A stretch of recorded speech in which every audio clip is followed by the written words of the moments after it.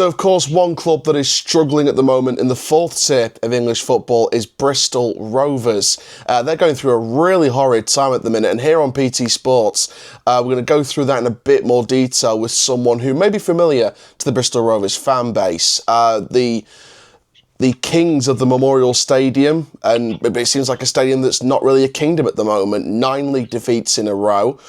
They've not won any game since mid-November, or the start leading up to the mid-November period. Joining us on the phone is Steve from the group Speak Up or Sell Up, which is a group set up for change at the club. Steve, thank you very much for spending some time with us this morning. How are you, first of all? Yeah, all good, thank you. Yourself?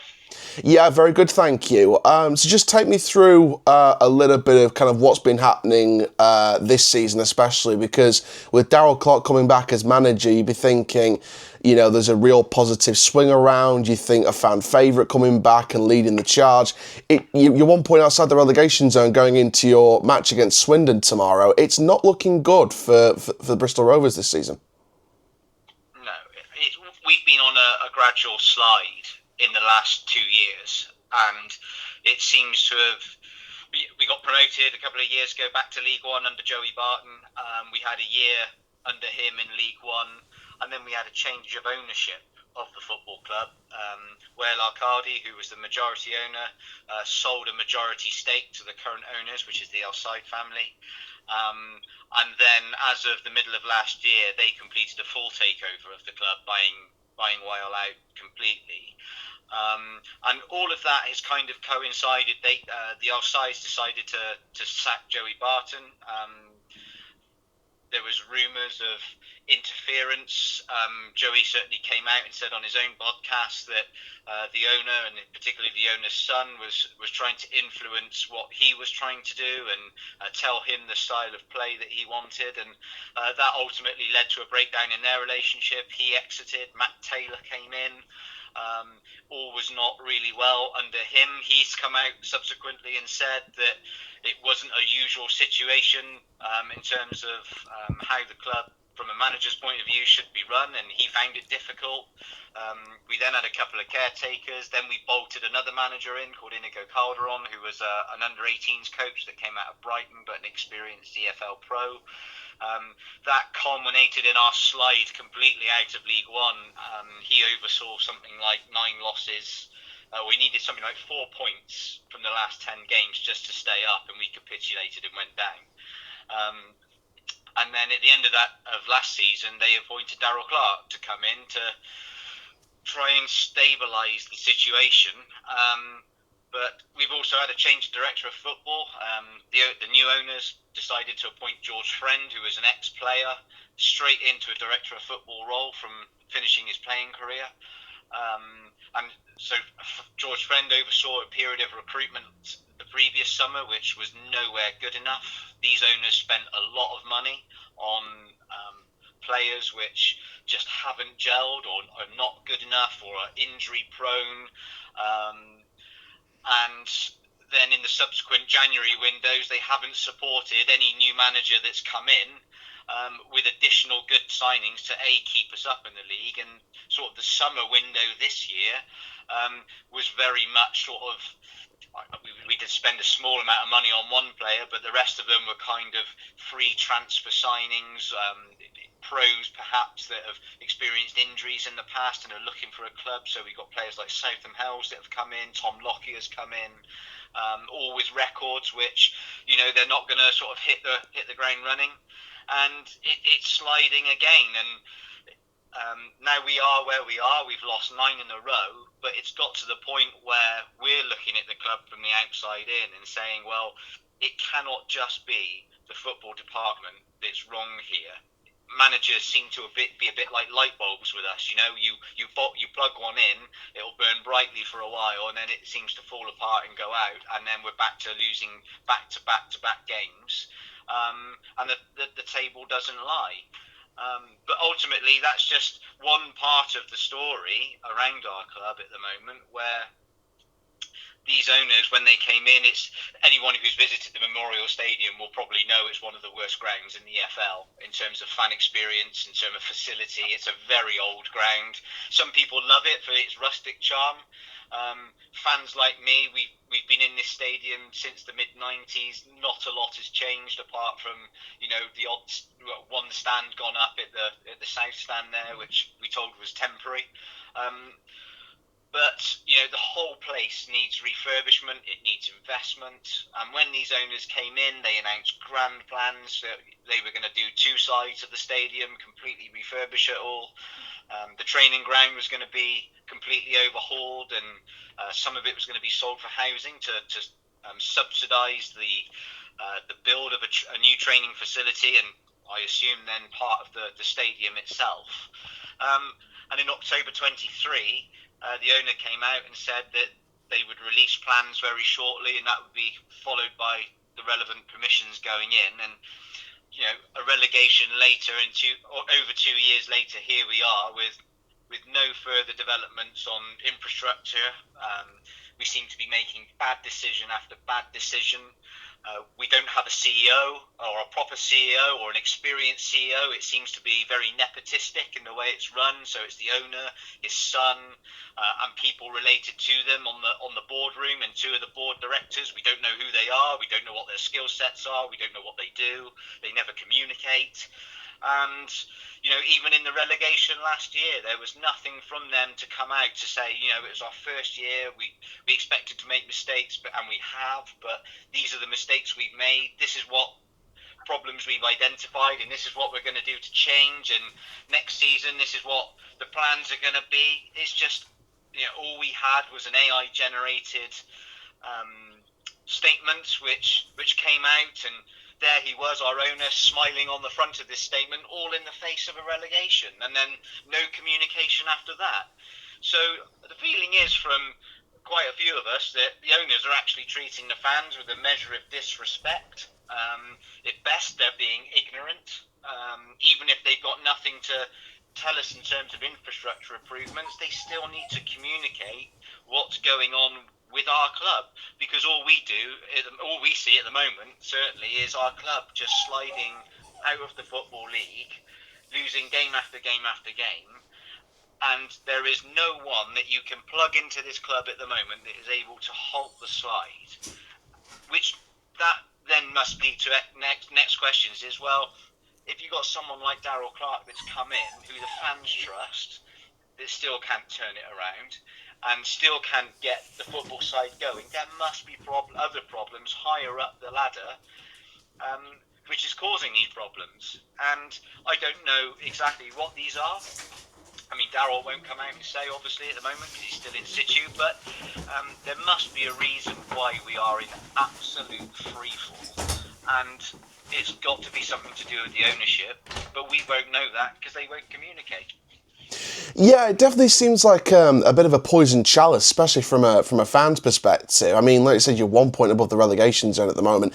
Is there a real fear, even this early into the season, that it could be relegation to the National League this season?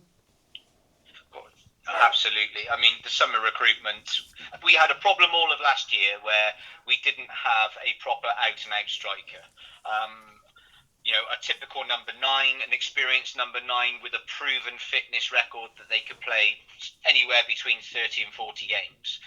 We spent a lot of money on a converted sort of right winger stroke attacking right forward from Fleetwood in Promise Omashore, who's a great player when he's fit, but you look at his track record, for example, and this is an amateur fan on the outside looking in. He barely played 5 games in succession. Each game he played, he never played really 90 minutes. It was about 70, 75 was his maximum on a consistent basis, and he only made between 20 and 25 appearances per season over a 3-season track record. So, and we spent £400,000 on this guy. So when you look at it from the outside in, and not only that, we then wanted to try and convert him to a number 9, to play that target man role. And it was an area of the pitch which was just so obvious to sort out last year, both in the January window and then coming into the summer. And we signed Ellis Harrison, who is a number 9 of sorts, but he's also in his 30s now. He's not the player he was, and you'd look at him and you would say, well, he's never going to be your first choice striker. He's a great squad player. He'll be great for the dressing room, but and also he's had a bit of an injury record the last couple of years. So we still haven't addressed that area, and we're not scoring goals. Our midfield is light as well. I don't think our issues particularly lie in defence too much, but there's certain areas of that squad that I would expect an experienced director of football, especially, to go in and go, right, we need to score goals. We need to be tough in the midfield.